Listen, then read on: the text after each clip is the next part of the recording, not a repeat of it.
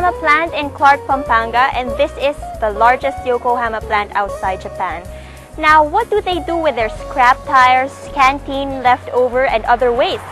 Come along, let's find out. Each month, Yokohama spends 300,000 pesos to have accredited haulers dispose its waste, mostly leftover food. Today, Yokohama only has to spend 300 pesos a month.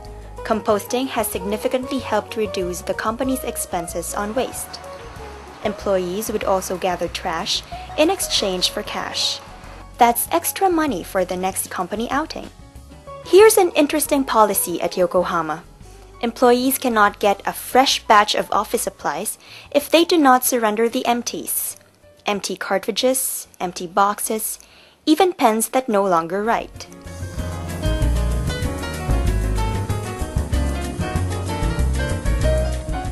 Up in the hills of Antipolo is the Meralco Management and Leadership Development Center, or MMLDC. We toured the 9.8-hectare training center on board an electric jeepney. MMLDC is a refreshing stretch of trees, herb gardens, and buildings that use natural lighting.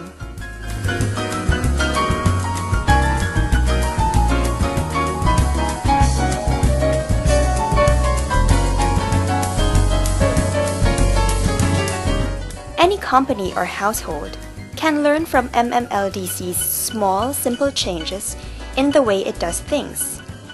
The rooms now serve candies in dainty jars instead of individually wrapped ones.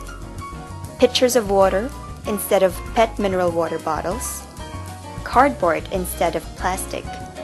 And for soiled linen, canvas bags instead of black garbage bags. Advocacy materials like tarps and posters are also strewn around the center to encourage guests to go green.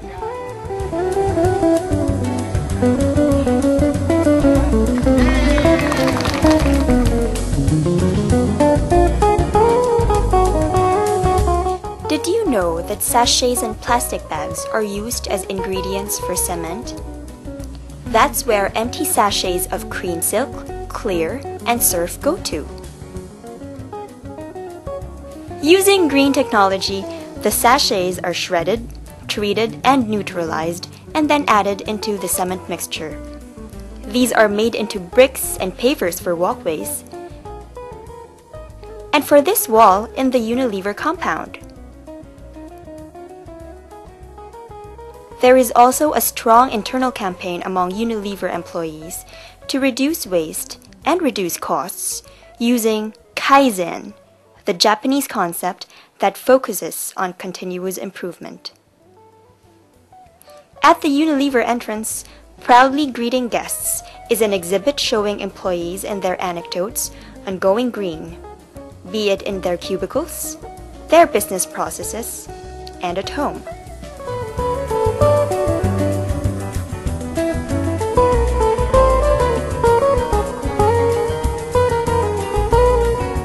Manila Doctors Hospital boasts of world-class care within your reach. Safety is a great factor in that world-class service. Aside from segregating waste into the usual bio and non-biodegradable bins, the hospital has yellow bins for used syringes and masks, radioactive chemicals, placenta, and other similar waste from delivery and operating rooms, and other infectious waste. Down the hallway, Manila Doctors has an exhibit with tips for going green. This tarp says, "The next time you have the impulse to buy a new book to read, borrow it from the library or from a friend instead of buying a new copy." This one says, "Scrape leftovers off the dishes instead of rinsing them.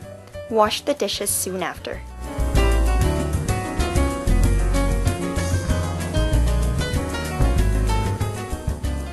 The Bayer Crop Science plant in Canlubang, Calamba, Laguna manufactures Racumin and other pest control products. 99% of waste at Bayer is recycled. Scrap metals are reused and refabricated as sun dryers, glove stands, and clotheslines for factory suits. Fiber drums are stylized and made into street signs, furniture for the receiving area, and plant pots for the eco park.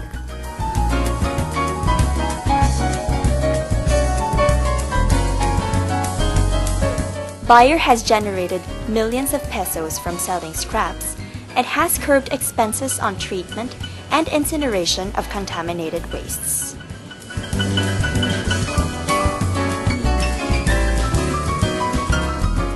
Ayala Property Management Corporation, or APMC, has been managing over 100 properties around Metro Manila. These include offices, BPOs, residential properties, and malls.